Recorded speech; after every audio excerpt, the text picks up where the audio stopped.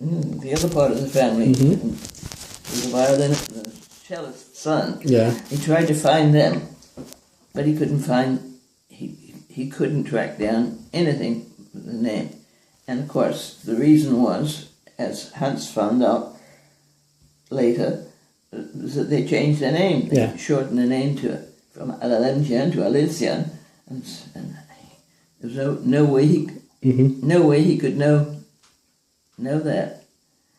And I don't know if once we made that discovery, once Hans made that discovery, whether there was any connection, because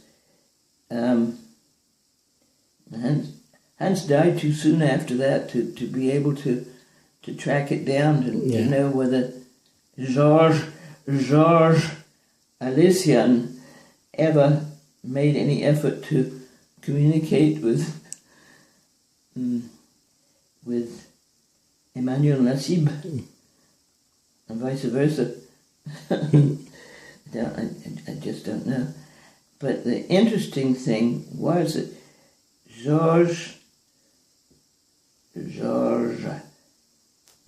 Alessian, his father was the youngest. This is interesting because the generations. His father was still alive. Now this is just not too many years ago, 3 or 4 years ago. His father was still alive. His father and the father's wife were still alive, living in a suburb of Paris, and he was the youngest son of my grandfather's brother.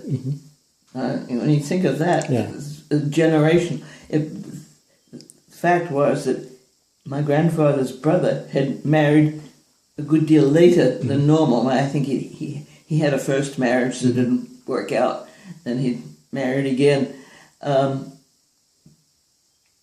so his children of the same generation as my grandfather's children and my father's children were much younger because their father had married much later.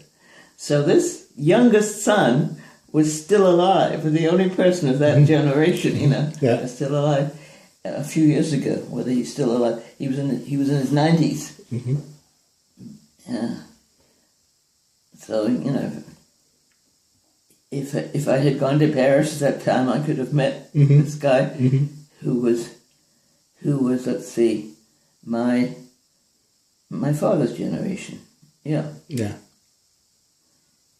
All right, I'm going to ask you a very specific question. All right.